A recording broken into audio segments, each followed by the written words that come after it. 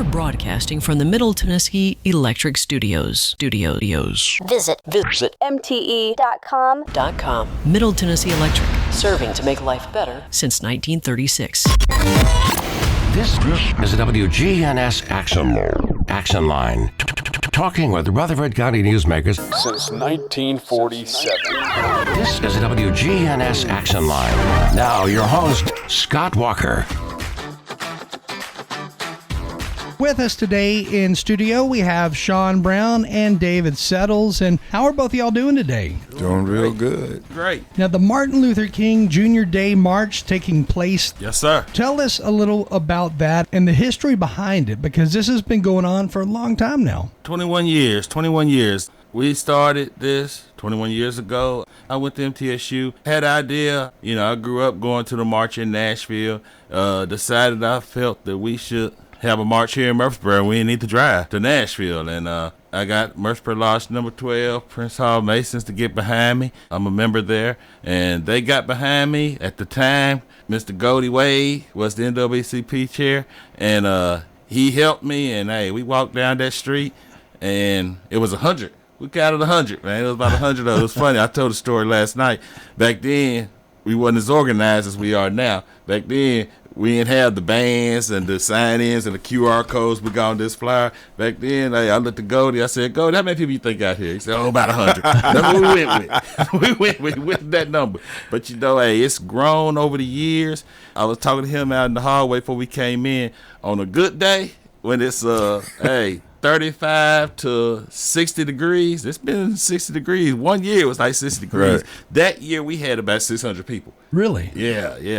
That's on a good day. Hey, when it's weather's right, you get between 4 to 6. When it's 20 degrees like last year, you might get about 250 to 3. Right. I like the cold years. I like years like right now what it is. I like it because, that's the elements that Dr. King sacrificed the march for. So, I like the elements. Last year was a little nippy, a little bit colder than I like it. But how it is today, I love the people that brave the element and come out even when it's cold. Yeah, I was looking right now, it's 25, but the wind chill makes it feel like 19, which is pretty cold, but it's going to warm up to around 37, it looks like. Yeah, we start at noon. That's the difference between us and Nashville. Nashville starts at 9. We start at noon. Even the years when it's been like icy weather and stuff, like we had to cancel 2 years. But some of them years, it snowed, and because we started at noon, it got away. Yeah. We could go on and move on. We don't make that decision till the morning time around 9, 10 o'clock. Now, over the years, the location as to, where you walk has changed. Where do you start and where do you finish this year? We always start at Central Magnet School. We've been doing that since the beginning of our 21 years. 5 years ago, we changed the route. Once they named the street Dr. Martin Luther King Boulevard, we felt we should be walking down that street and we should, have a longer march. So, we examined it and everything. And so today we'll be going down Main Street, Lee Central Middle School, Magnet School, go to Main Street. We'll turn on Middle Tennessee Boulevard, and then we'll turn on Dr. Martin Luther King Jr. Boulevard and end up at Patterson. When we get to Patterson, we'll go inside, So a lot of times over the years, we've stayed outside, had an outside rally. Last year, for the first time, we went inside. Patterson opens their doors for us. They're closed, they're closed for business today, but they open their doors for us, for that hour, and we go in and have a rally there. And how long of a walk is that? It's about 2.5 miles. Okay. And looking back over the years, when Martin Luther King Jr. would make a speech, they would lead marches through cities that I guess sometimes lasted as many as 5 miles in some cases. Yeah. And I don't know if they set off meaning to do a 5-mile march, but it just happened that way.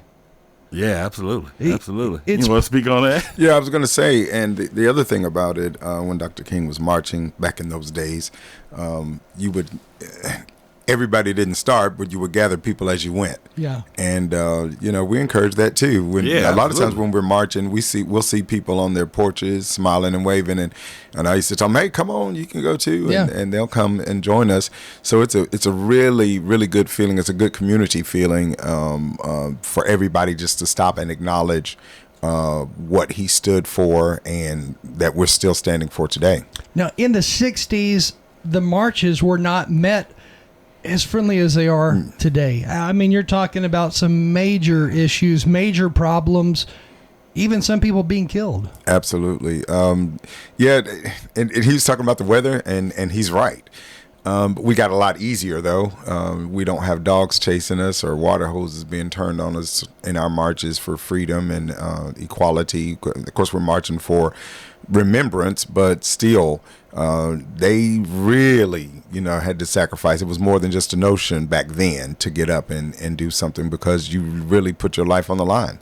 When you look back over history, one thing that I think reminds all of us the need to remember Martin Luther King is the fact that America is a melting pot, and we have so many new citizens who live here, and then you have all the young persons who never experienced anything like Martin Luther King, and they don't know the lessons that were taught. They don't understand the sacrifices that were made, especially those who are new to the country who never were taught anything about Martin Luther King in school. That's the importance of the march.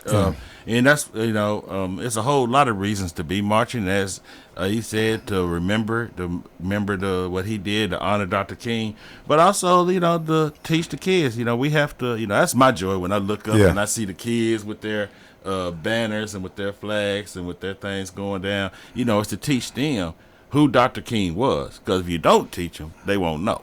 Yeah, and I think the march is a good kind of springboard for that conversation to be had, because it's like you say, we've got kids that don't remember that Barack Obama was president or George Bush. We do, because we were there, but much less that what Dr. King stood for. So when they see the march and where they participate in the march, it's a good conversation starter to just educate them on why we're out here marching, because to them, well, we got to get up here and march. What is the point?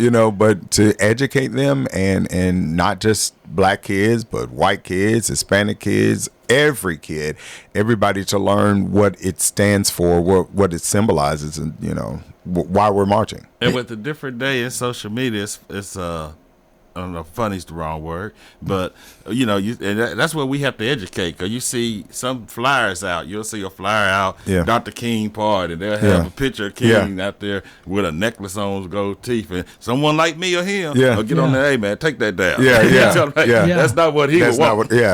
Right, that's true. Because that's all they know. See, that's what they know. They don't know the history behind it. So it's up to us to teach them that. You bring up an interesting fact, and that is social media and social media's role in history. And sometimes social media gets it way wrong because of fake videos, fake pictures. And that's something that we're going to see more of as time goes forward. Social media rough. I debate leaving every day. It can AI is a monster. AI is a monster. And a lot of kids, of course, younger than us or in our group, but that's where they get their news. We turned into Walter Cronkite every night or whatever to see what the news was about. If you're in Nashville, Channel 5, 4, or 2, but they go to social media, and the scary thing is they believe what they see, and what they see is not always connected to reality. Definitely, and I got some sound bites here and depictions of King making statements that were false statements. Those are some of the things being spread on social media, and it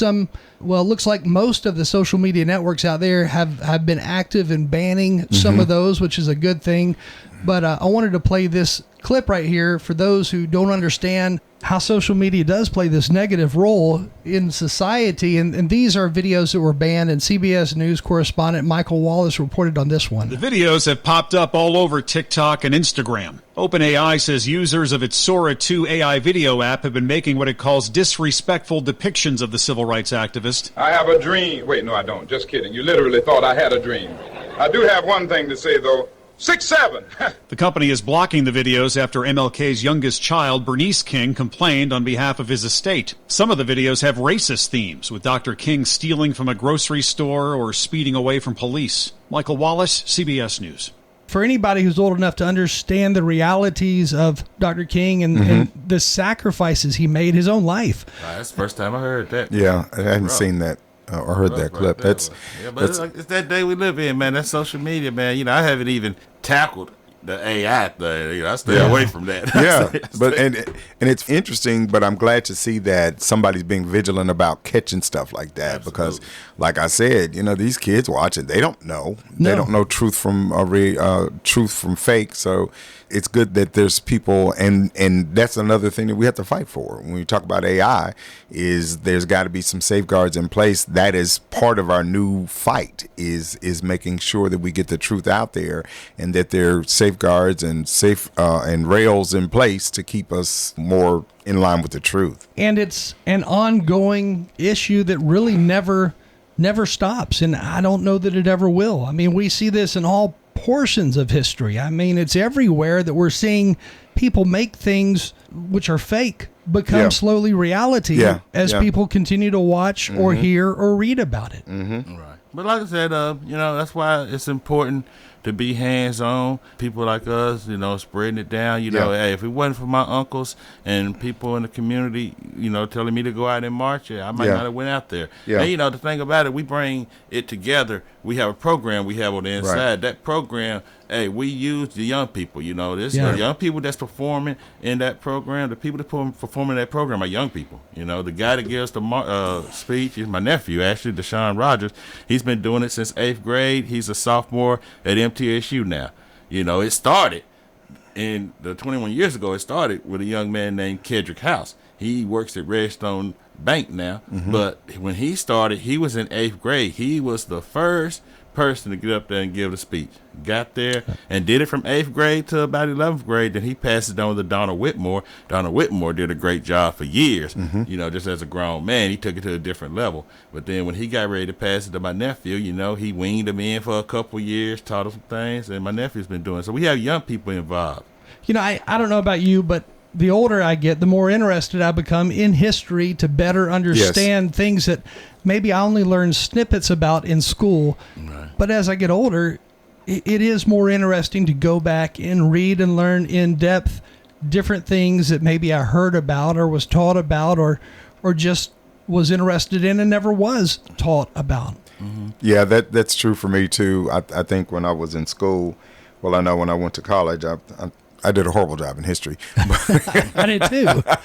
But the older I get, the more it means to me, because I guess the older you get, the more you see how history is affecting your today, and so it makes it more relevant. So I think bringing our young people along, giving them a little bit here and a little bit there, but I think to make it stick or make it important to them, we show them the relevance of how it affects today. Yeah. And that's what piques the interest, and that's what helps us to not repeat some of the mistakes we've made in our past. Sometimes it takes good and bad in order to better understand history. Absolutely. I remember when groups started coming together talking about removing statues, removing different emblems over time in different places, and I think that was the first time I started looking at, well, what does this statue even mean? What's the purpose of the statue, and why do they want it removed? And sometimes it takes those lessons to better understand really not only society, but historic facts. And I say to people all the time,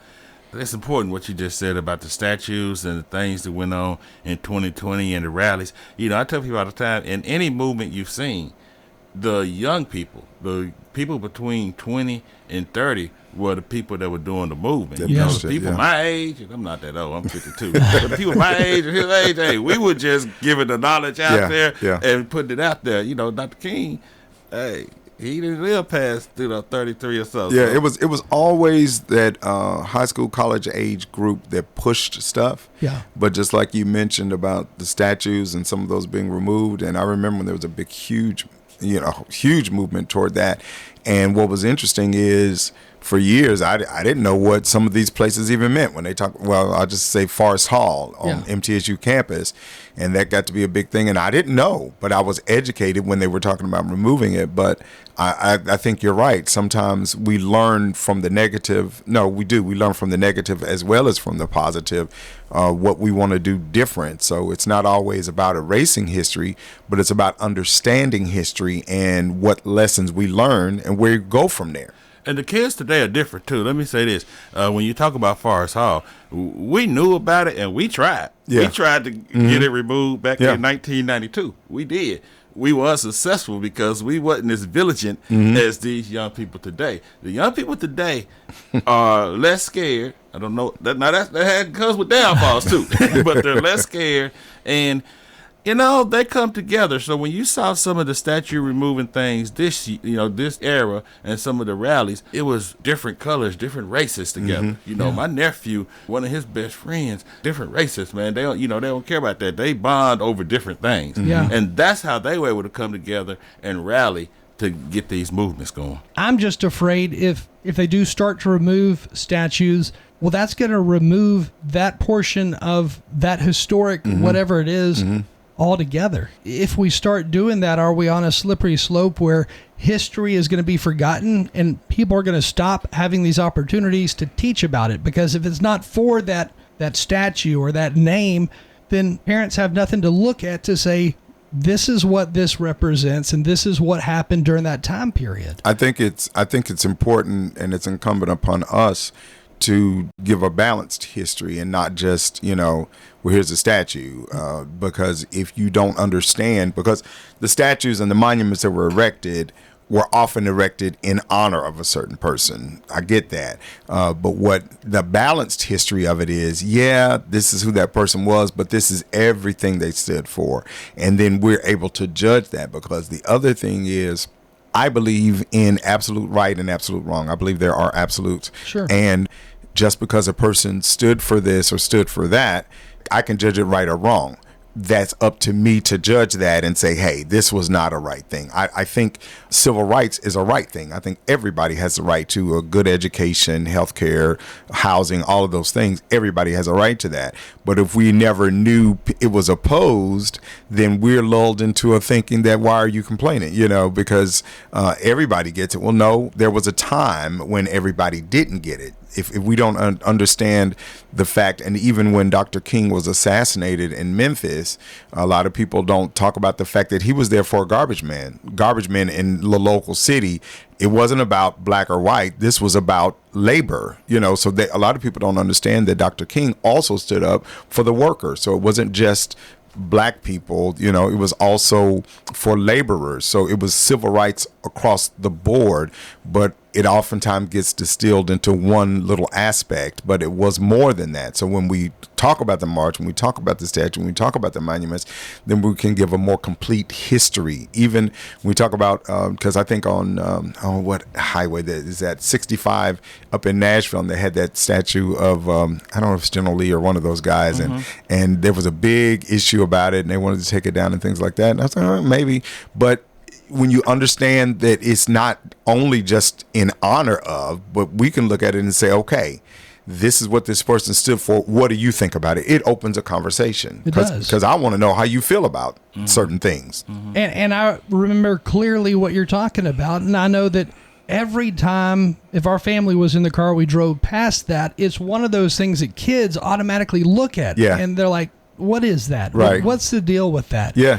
And They went way left on that too. Some people went down there. Young people are not scared of it. Yeah. They went down through there and spray painted that They thing. did, yeah. And what people had to understand about that is that statue was moved there because that's private property. Yeah. Right. You're right. That's nobody could get that moved because that was that man's property. That was his property. Yeah, that's true. it was interesting because it wasn't like in front of a courthouse. It Right. was not just out there. Yeah, it was different. But without those things, it's like we're taking away reminders of what lessons need to be taught. Yes. It's almost like there needs to be a better balance of remembering those in history. And it's really up to the cities all across the nation to put that balance into place. Well, I agree. I think I remember not too long ago when there was a movement, even in our history books, that when I was in school, 1,000 years ago, and we had social studies, which they called it for elementary. They taught us about slavery. They taught us, that the blacks were brought here and enslaved and things like that.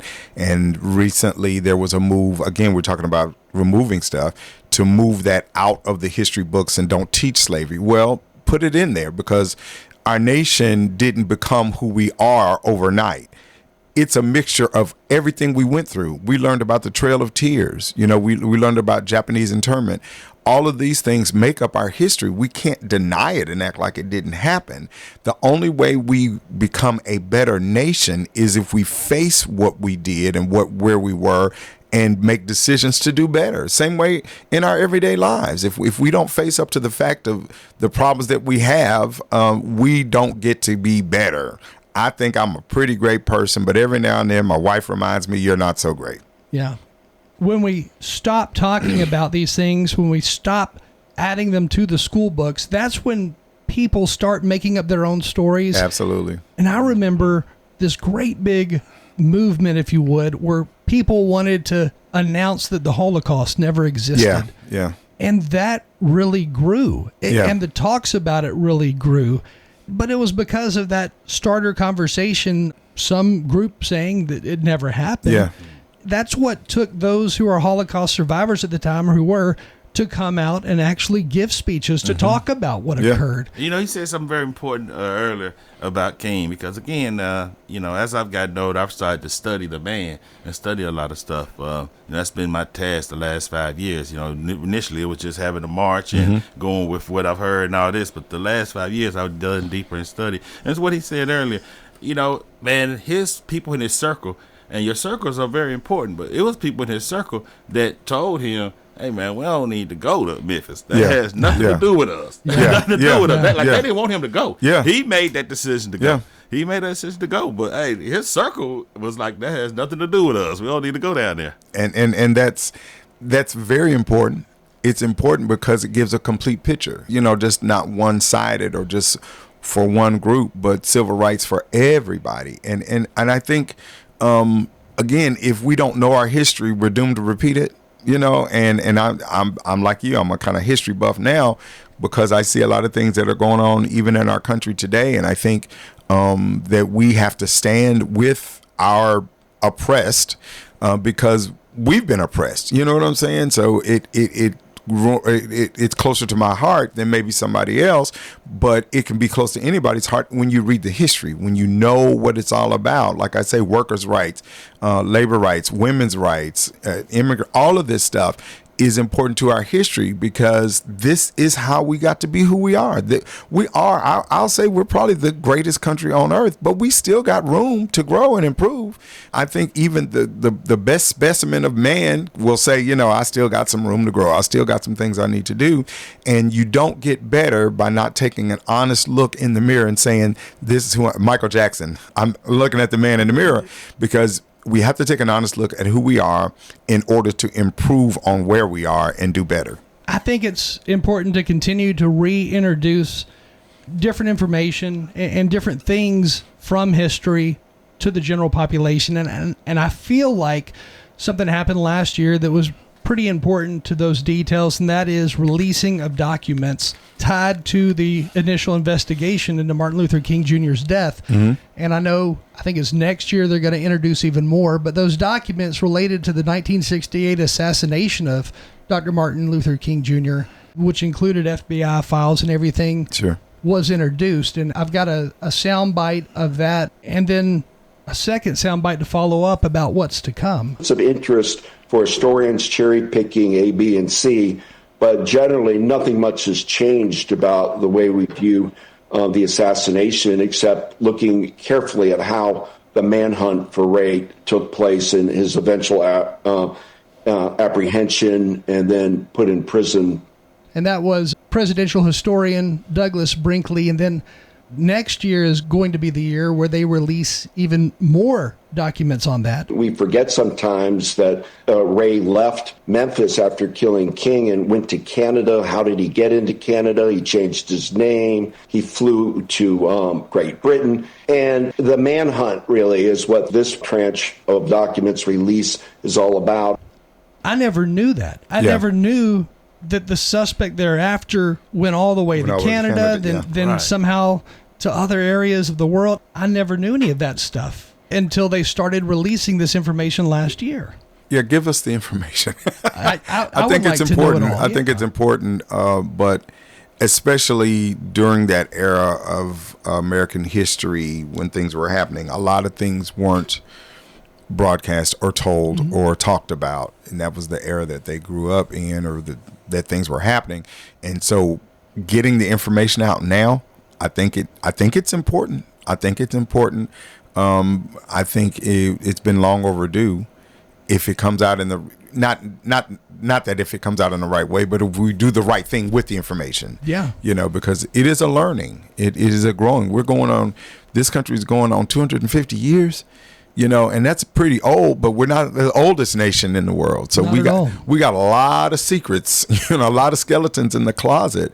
Even when you think about the McCarthy era, and because that was during that time with King and everybody else, and he had all these kind of secret hit list of people he was going to investigate because this is who he felt, were un-American people and things like that. And it's important, again, to get the information out there so that we know what we're dealing with and how, again, and I'm always going to go back to, how can we become a more perfect union? How can we do that? How can we be the beacon, the shining city on the hill that they talk about in the history books? How can we do those things except we examine ourselves very fully and truthfully, and honestly, and say, we got some warts and we got some bumps and bruises, and we got to do better as a nation. And with things like this being reintroduced, I guess, or introduced for the first time to America, it does make you wonder, should we write more about this in history books, the books that are being taught to children in school? And if so, with new information being released, it kind of brings up a whole new subject of, what was taught incorrectly over the years, and then how do we correct that? Because this tells me that the FBI probably made a whole lot of mistakes for the bad. Yeah. During that time frame. Yeah. I think so.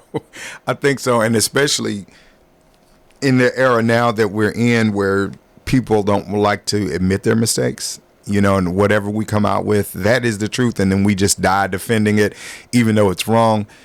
That makes absolutely no sense. Even doctors, because before you can fully practice, you have to have an internship and you have to shadow, and because it's a time to make mistakes, and then you grow from those mistakes and you become better and better. Doctors still practice medicine, because you're trying to get better. And I think, tell the story. Let us learn from the story and let us improve on where we are. And I think that was one of the things we talk about Dr. King. One of the things he was able to do, Dr. King and Malcolm X, was to shine a light on America, hold the mirror up to America and show America this is who we really are. And a lot of times, even like now, people are saying, oh, this is not who we are. Yeah, this is who we are. This is us. A lot of things now are even coming to light in our society that we would rather, sweep under the rug and act like it's not us.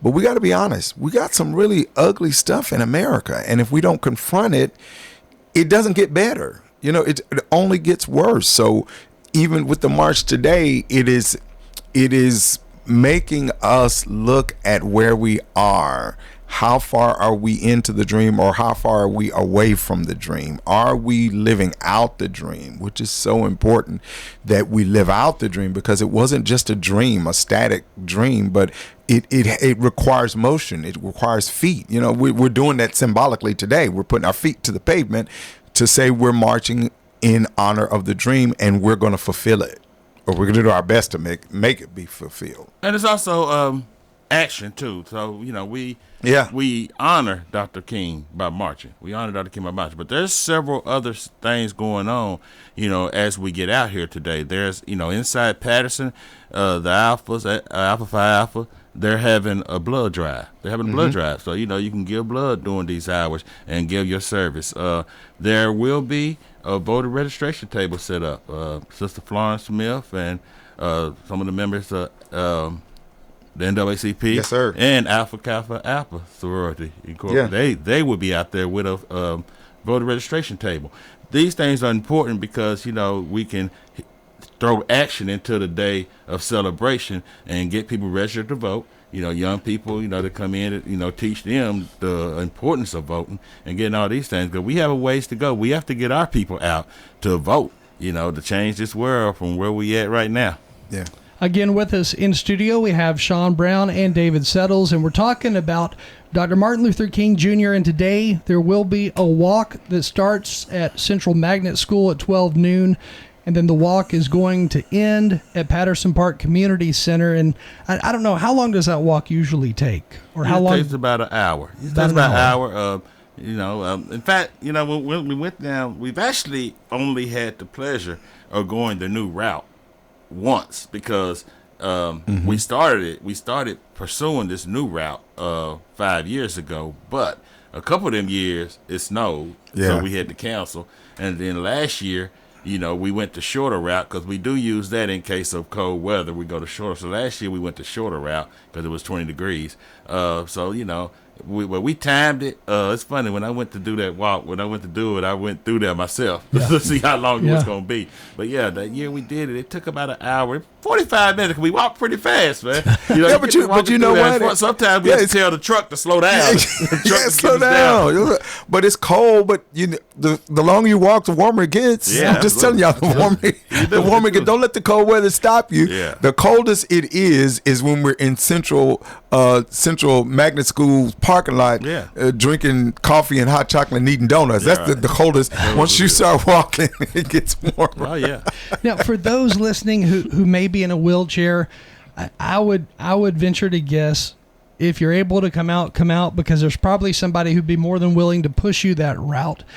And that's what he said, and that's the beauty of the march. Even with the King Day, they march a long way and people would join in. And when even the years we've done it, man, people join in on different streets. If you couldn't go the whole way, hey, you find a street. When we changed to the new route, the 2.5 route, and we went the long way, some of the people that was against that said, hey, we don't want to go that far. Hey, they parked their car in different spots. I saw many people parked at Walgreens right there. Yeah. They joined in right there. That's the beauty. You get, as you go, you see people join in. It makes you smile when you see people join in.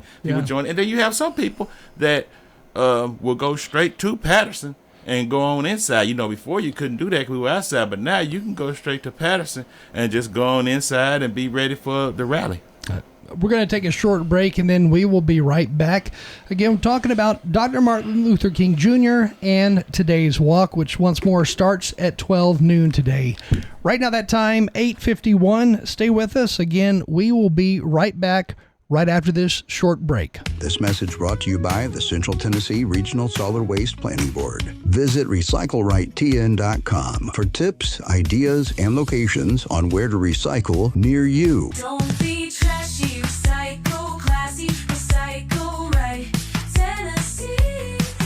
Recycling isn't just about tossing materials in a bin, it's about knowing which materials are accepted. Go to RecycleRightTN.com. Recycle right, Tennessee. This is Bud Rakes, former principal of Smyrna High School. I'm a resident of Adams Place, and I recommend that you come and visit us here at Adams Place. It's a great place to be. The people that work here, all of them are very nice, and I never have met one that was not. And, of course, I would encourage anyone, if they're looking for a place, to look at Adams Place, because they'll have a hard time beating it. Adams Place, on Memorial, across from Walmart. Hold on to your lids and labels, folks. It's the Recycled Minute. Rocky the Raccoon's got another tip that will make your trash habits unbelitterable. Rocky's going metal today. Here's Rocky. Talking aluminum cans today.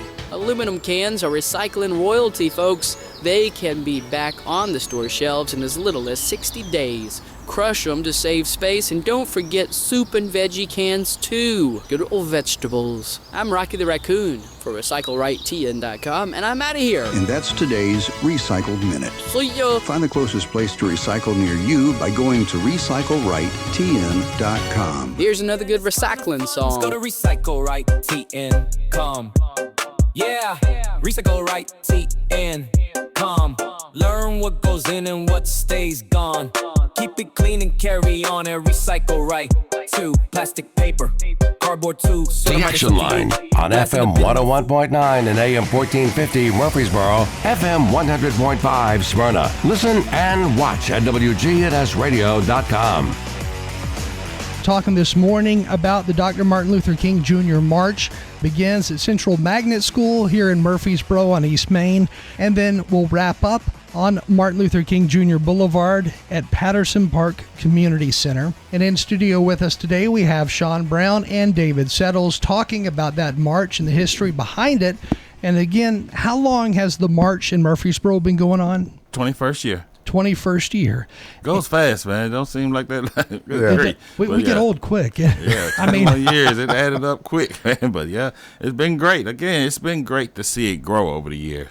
It's been great to see it grow. But as I started, in the beginning, I kind of did a lot of this by myself. And, the lodge, Murfreesboro Lodge number 12, had my back. And then, we brought in McKinley Joyce. He gets us down the street. He gets us down the street. He has a truck. They get us down and all that stuff. And then, in the last 5 years, we formed. It was important to form a committee. It was important that I've told people from the beginning, the march was always going to get bigger than just one organization sponsoring. It was always going to get to where it's a city's march. And so, it's a partnership with the city of Murfreesboro now. You see on the flyers, the city of Murfreesboro is on there too. It was always going to get to be that. And we formed a planning committee. It's 11 of us on that planning committee that, start meeting in October and start ironing things out, ideas that we want to do to make this better. I mentioned earlier, the older I get, the more interested I become in history. And that even goes for, if I see a house for sale, something in the back of my mind makes me wonder, you got to wonder the history of that house, all the families that have been in and out of that house, and then furniture in the house, the changes that have taken place over the years, and the way furniture looks or the way furniture is built. And one interesting piece of history that I believe is being released today is a chair in Dearborn, Michigan. I don't know if you've heard about this, but that chair, it's a chair that's going to be unveiled at the Henry Ford Museum of American Innovation. And here's a sound clip of how that chair is tied directly to Dr. King. And I found this kind of interesting because it's tied to voting rights as well. What happened in that chair was Martin Luther King watched President Johnson make an announcement on TV from that chair in Selma, Alabama. And that announcement was that President Johnson was going to push for the Voting Rights Act. And you hear stuff like that. Wow. And, a chair is just a chair. Yeah.